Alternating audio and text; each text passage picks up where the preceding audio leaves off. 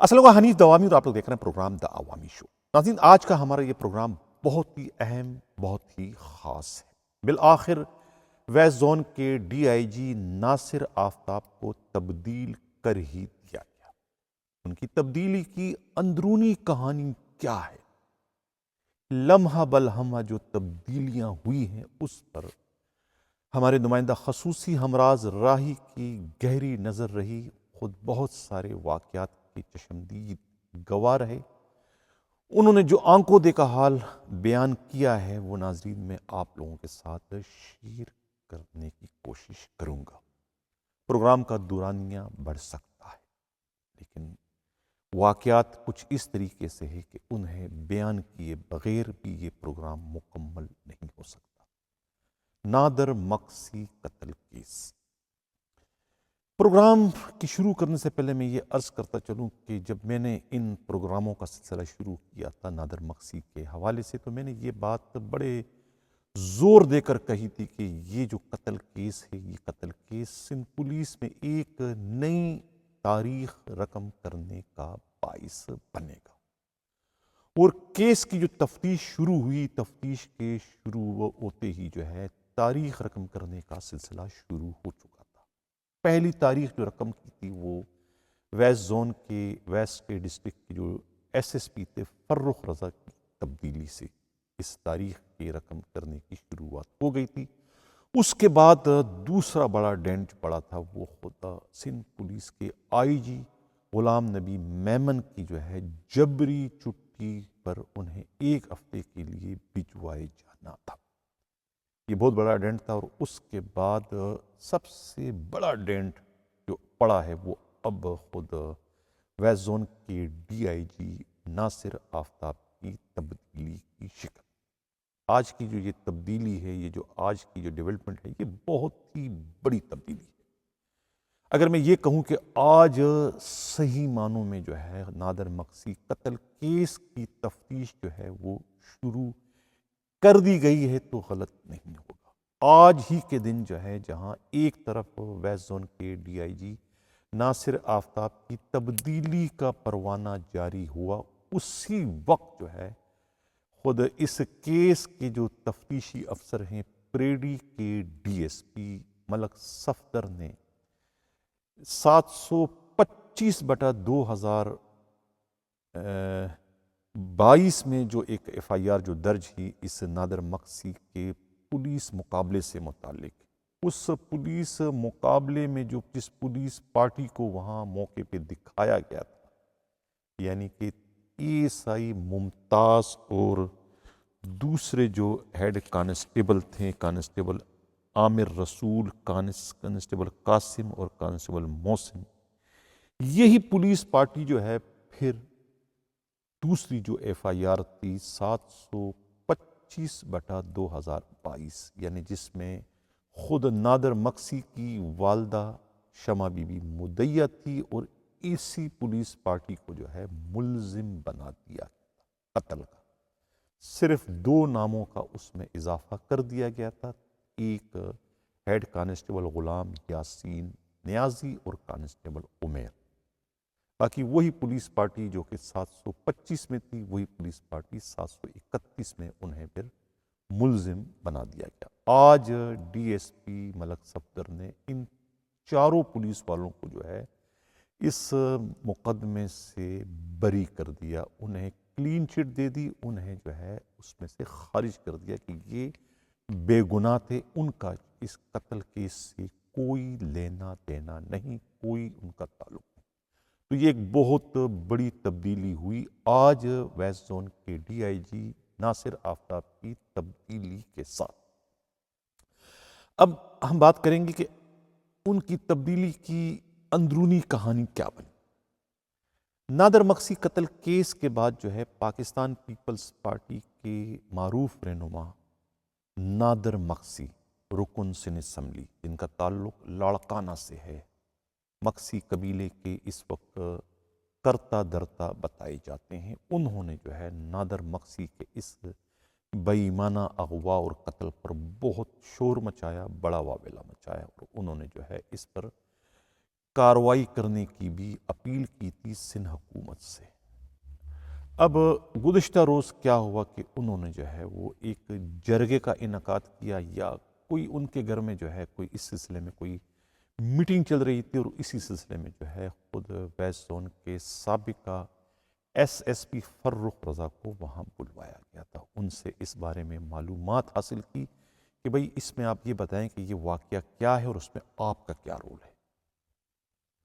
ہمارے نمائندہ خصوصی ہمراز رائی جو کہ وہاں پر موجود تھے، ان کا یہ دعویٰ ہے، ان کا یہ کہنا ہے کہ فرخ رضا نے جو ہے یہ کہا کہ یہ واقعہ ضرور رونما ہوا ہے، لیکن ان کا اس واقعے سے کوئی لینا دینا نہیں، کہ جو بھی کچھ ہوا ٹھیک ہوا، لیکن اس میں جو ہے احکامات جو ہے اوپر سے آئے تھے، کامبنگ آپریشن بھی تھا، کنٹیجنسی پلان بھی تھا، سب کچھ تھا، لیکن مقصد صرف اور صرف نادر مقصی کو ٹکانے لگانا تھا۔ لیکن یہ حکم نامہ اوپر سے آیا تھا، اس سے اس کا کوئی لینا دینا نہیں۔ انہوں نے قرآن پر ہاتھ رکھا، اور قرآن کہتے ہیں کہ سر پر بھی اٹھا کے اپنے آپ کو انہوں نے اس تمام تر صورتحال سے مبرہ کر دیا، بے گناہ اپنے آپ کو ظاہر کیا، جس پر جو ہے وہاں موجود تمام حاضرین نے اور خود بشمول نادر مقصی نے جو ہے ان کی اس بات پر اتفاق کیا، یقین کیا کہ یہ ایس ایس پی جو بھی کچھ کہہ رہے ہیں درست کہہ رہے ہیں، لہٰذا انہوں نے انہیں کلین چٹ دے کے وہ چلے گئے وہاں سے۔ اور اس کے بعد جو ہے ویسٹ زون کی ڈی آئی جی ناصر آفتاب کو بھی بلاوا بھیجا گیا کہ وہ آ کر انہیں اٹینڈ کرے اور اپنی صفائی دیں۔ 2-3 بار انہیں بلانے کی کوشش کی، لیکن اس جرگے کی یا پھر نادر مقصی کے اس پیغام کو نظر انداز کیا گیا، اور انہوں نے وہاں آنے کی زحمت گوارا نہیں کی۔ وہ جو جرگہ تھا یا جو بھی وہ سلسلہ وہاں چل رہا تھا، ان کو اس بات کے شواہد ان کے پاس پہلے سے موجود تھے، آ چکے تھے کہ یہ جو بھی کچھ ہوا نادر مقصی کے ساتھ، اس سارے کے سارے معاملے میں بالواسطہ یا براہ راست طور پر جو ہے وہ ویسٹ زون کے ڈی آئی جی ملوث ہیں۔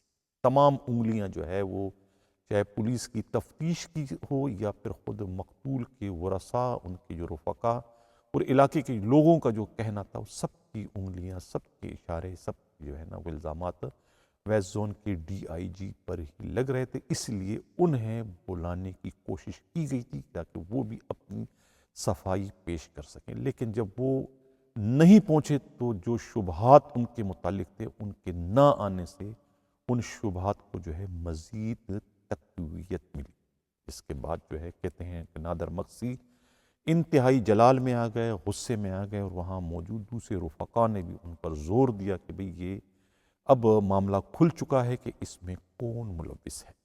جو بے گناہ تھا وہ تو یہاں پر آ گیا، اور اس نے قرآن پر ہاتھ بھی رکھا اور سر پر بھی قرآن رکھ کر کہہ دیا کہ میں اس میں ملوث نہیں ہوں، اور جو ملوث ہے یا دال میں جو کالا ہے وہ یہاں آنے سے کترا رہا ہے، ڈر رہا ہے یا گھبرا رہا ہے، یا اپنے شان کے جو ہے وہ خلاف سمجھ رہا ہے۔ جس پر کہتے ہیں کہ نادر مقصی نے اسی وقت ٹیلی فون کیا آصف علی زرداری کو۔ بہت یہ بھی کہا جاتا ہے کہ وہ خود وہاں پر گئے اور انہوں نے مطالبہ کیا کہ جب تک جو ہے یہ اس مسئلے کا کوئی حل نہیں نکلے گا، یعنی ویسٹ زون کی ڈی آئی جی کے خلاف کارروائی نہیں کی جائے گی، انہیں ان کے منصب سے نہیں ہٹایا جائے گا، اور ان کے خلاف نادر مقصی قتل کیس میں انہیں شامل تفتیش یا گرفتار نہیں کیا جائے گا، اس وقت تک وہ چین سے نہیں بیٹھیں گے۔ اگر یہ کارروائی نہیں کی گئی تو وہ پارٹی کا ساتھ چھوڑ دیں گے، یعنی ان کی راہیں جدا ہو جائیں گی۔ اس قسم کا الٹیمیٹم جو ہے خود پیپلز پارٹی کے رہنما نادر مقصی کی جانب سے جو ہے وہ کہتے ہیں آصف علی زرداری کو دیا گیا۔ یہ کہنا ہے ہمارے نمائندہ خصوصی ہمراز راہی کا۔ خود پولیس کے انتہائی قابل اعتماد ذرائع اور میڈیا رپورٹ سے یہی ساری باتیں جو ہے وہ سامنے آئی، جس کے بعد کہا جاتا ہے کہ آصف علی زرداری نے جو ہے اسی وقت سندھ کے وزیر اعلیٰ سید مراد علی شاہ کو فون کیا اور ان کو کہا کہ نادر مقصی کے تمام مطالبات پر جو ہے فوری طور پر عمل درآمد کر کے انہیں رپورٹ دی جائے۔ اس کے بعد ہی عجلت میں اور رات گئے جو ہے پھر یہ نوٹیفیکیشن جاری کر دیا گیا۔ خود ویسٹ زون کے ڈی آئی جی ناصر آفتاب کی تبدیلی کا، انہیں ایس این ڈی جی میں رپورٹ کرنے کو کہا گیا اور ان کی جگہ فدا مستوئی کو ویسٹ زون کا نیا ڈی آئی جی مقرر کر دیا گیا ہے۔ یہ آنکھوں دیکھا حال جو ہے ہمارے نمائندہ خصوصی ہمراز راہی نے یہ رپورٹ بھجوائی ہے۔ یہ تو تبدیلی سے متعلق میں نے آپ لوگوں سے بات کر دی۔ ایک اور بھی بڑی اس میں جو ہے پیش رفت ہوئی ہے نادر مکسی قتل کیس میں۔ اب یہ تبدیلی سے کس کی جیت یا کس کی ہار ہوئی؟ یہ نہ تو ہار ناصر آفتاب کی ہے اور نہ ہی یہ جیت جو ہے کوئی غلام نبی میمن کی ہے۔ یہاں پر اصولوں کی جیت اور اصولوں کی ہار ہے۔ ایک قتل کا معاملہ ہے اور میں نے روز اول سے جو ہے میں یہ کہہ رہا تھا کہ یہ ناانصافی ہوئی ہے۔ اس سے قطع تعلق کے مرنے والا کون تھا، کیا تھا، اس کے خلاف کتنے مقدمات تھے، لیکن یہ واقعہ جو ہے یہ انکاؤنٹر یا مقابلہ نہیں ہے بلکہ اس کو مقابلے کا نام دیا گیا ہے۔ یہ کلیئر کٹ ایک قتل کی واردات ہے، قتل کی واردات کروائی گئی ہے، لیکن قتل کی واردات کو جو ہے لیگل کوریج کرنے کے لیے جو ہے اسی روز کومبنگ آپریشن بھی کیا گیا اور کنٹیجنسی پلان بھی بنایا گیا، جس میں یہ باقاعدہ نوٹ کروایا گیا تھا کہ جہاں یہ آپریشن ہوگا وہاں پر جتنے بھی سی سی ٹی وی کیمرے ہوں گے ان کو ڈسکنیکٹ کیا جائے گا۔ 250 پولیس والے جو ہے اس کومبنگ آپریشن میں تھے، لیکن انہیں جو ہے اسٹیچو کی طرف سے کھڑا کر دیا گیا تھا خود ایس پی اورنگی کی طرف سے، جنہوں نے احکامات دیے تھے کہ تم صرف شو آف فورس، تم کچھ بھی نہیں کرو گے، تم نے صرف یہاں پر اپنی موجودگی شو کرنی ہے۔ اس کا مطلب ہے کہ انہیں معلوم تھا کہ بی سائڈ آف سین جو ہے کچھ اور ہو رہا ہے۔ وہ کچھ کیا ہو رہا تھا؟ وہ پراچہ قبرستان میں نادر مکسی کو گھر سے اغوا کرنے کے بعد ہلاک کیا جانا تھا۔ اس کی جھوٹی ایف آئی آر درج کرائی گئی تھی 700 یعنی 25/2022 اور 726/2022۔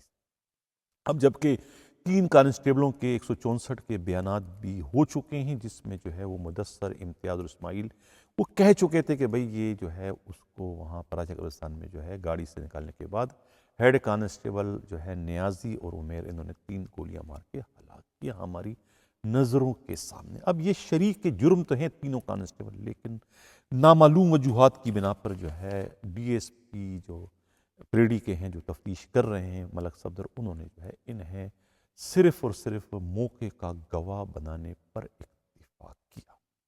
انہیں گواہ بنانے کے غرض سے ہی جو ہے 164 کے بیان سے قبل ہی انہیں جو ہے وہ اپنی کسٹڈی میں رکھا تھا بلا وجہ، یعنی کہ غیر قانونی کسٹڈی میں رکھا تھا، اور آج تک وہ غیر قانونی کسٹڈی میں ہے۔ اگر وہ گواہ ہیں تو انہیں کسٹڈی میں رکھنے کی ضرورت کیا؟ اور گواہ نہیں ہے تو ملزم ہے تو پھر انہیں گرفتار کیوں نہیں کیا؟ یہ سوال میں پہلے بھی اٹھا چکا ہوں اپنے ہی اس پروگرام میں۔ لیکن اس میں جو نئی تبدیلی اب آئی ہے، تبدیلی یہ آئی ہے کہ ڈی ایس پی موصوف نے جو ہے اپنے ڈی آئی جی کے توسط سے ایک خط بھجوایا ہے ایڈیشنل آئی جی کے ذریعے ویسٹ زون کے ڈی آئی جی کو بھی، کہ ان 2 کانسٹیبلوں یعنی اسماعیل اور امتیاز کی جانوں کو خطرہ ہے، ان کا ٹرانسفر جو ہے وہاں سے پریڈی میں کرایا جائے، یعنی ساؤتھ میں کرایا جائے۔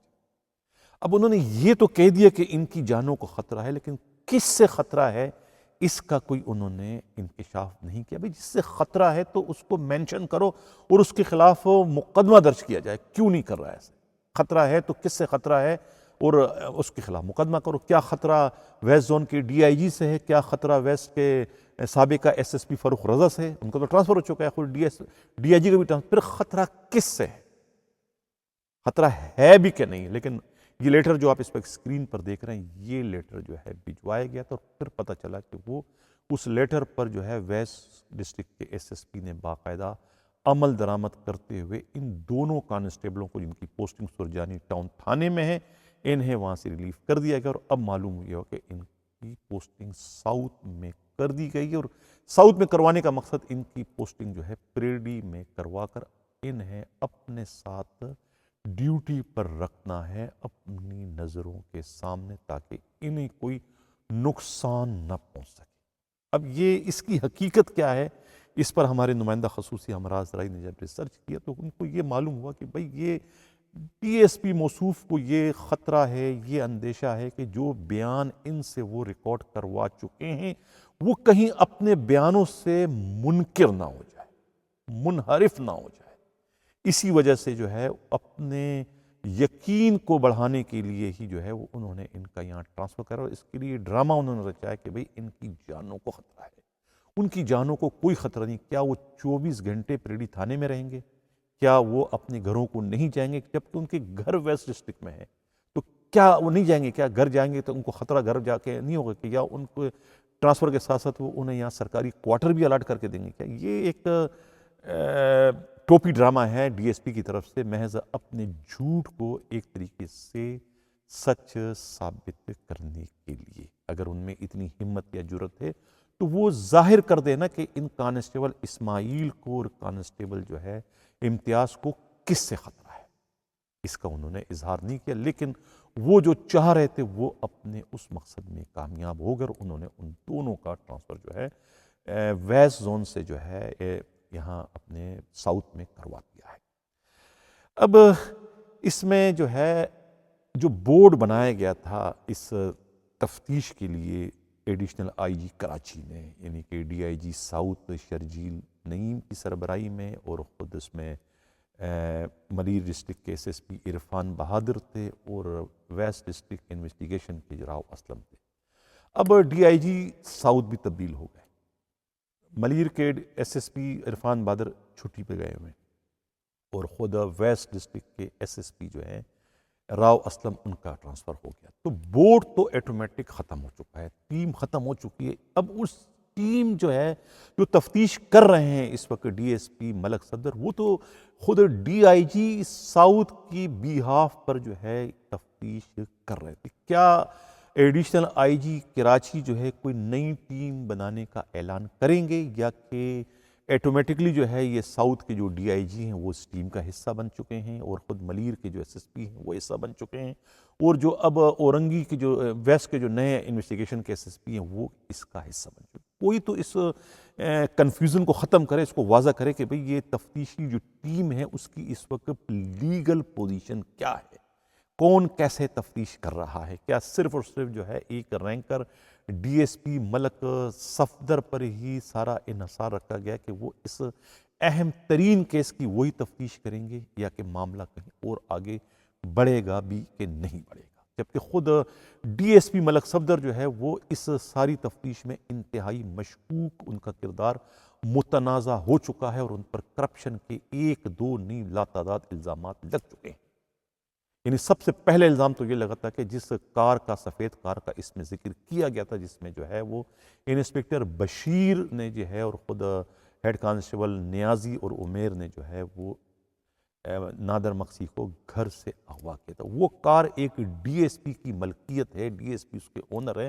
اس ڈی ایس پی کو بلا کر ان کا بیان تک لینے کی زحمت گوارا نہیں کی گئی، اور نہ ہی اس کار کو ایز اے کیس پراپرٹی کے اس کو ضبط کیا گیا، کیونکہ 2 لاکھ روپے اس میں مبینہ طور پر رشوت لینے کی شکایت ملی تھی. اسی طریقے سے انظار عالم جسے اس کیس کا ایک مرکزی ملزم بنایا گیا ہے، کیونکہ سابقہ ایس ایچ او پیر آباد تھے، اس کے بھی کسی دوست پولیس افسر سے مبینہ طور پر جو ہے 3 لاکھ روپے رشوت لینے کی شکایت ملی ہے. خود ملک صدر نے ان سے لیے الزامات ملک صدر پر، جس کی شکایت بھی جو ہے وہ اینٹی کرپشن میں ڈی ایس پی کے خلاف درج کروا چکے ہیں. اور ڈی ایس پی ملک صفدر جو ہے ساؤتھ کے سابقہ جو ڈی آئی جی تھے جو تبدیل ہو چکے ہیں، شرجیل نعیم سے جا کے شکایت کرتے ہیں کہ جی یہ انسپیکٹر ملک بشیر جو ہے میرے خلاف جو ہے پروپیگنڈا کر کے چینلز میں جو ہے عوامی شو میں جو ہے مجھے ایک طریقے سے اکیوز بنا دیا، لہٰذا ہاتھ جوڑتے انہوں نے کہا کہ مجھے جو ہے یہاں سے ٹرانسفر کیا جائے، میں اس کیس کی مزید تفتیش نہیں کر سکتا ہوں. سارے اہم پیپر جو ہے وہ اس کے پروگرام میں جو ہے وہ دکھائے جاتے ہیں، جس پر کہتے ہیں کہ ڈی آئی جی جو سابقہ ساؤتھ کے تھے انہوں نے کہا بھی کہ فائل بھی تمہاری ہے، کاغذ بھی تمہارے ہیں، اور تمہارے سے غائب ہوتی ہے کہ تم کس کو بیوقوف بنا رہے ہو. یہ کہہ کے ان کو ڈانٹ کر جو کہتے ہیں کمرے سے نکال دیا تھا. یہ اطلاع بھی جو ہے ہمارے نمائندہ خصوصی ہمراز راہی نے دی ہے. تو اب سوال یہ پیدا ہوتا ہے کہ کیا کوئی تفتیشی ٹیم ایسی بن سکتی ہے جس میں غیر جانبدار ممبران ہو، جو کہ اس اہم ترین کیس کی تفتیش کرے، جس میں کہ اب اطلاعات یہی ہے کہ ویسٹ کے جو سابقہ ڈی آئی جی ہیں ویسٹ زون کے، وہ ان کو شامل تفتیش کرنے کے احکامات آ چکے ہیں، اور امکان غالب یہ ہے کہ انہیں اس معاملے میں نہ صرف شامل تفتیش بلکہ ان کی گرفتاری بھی عمل میں لائی جا سکتی ہے.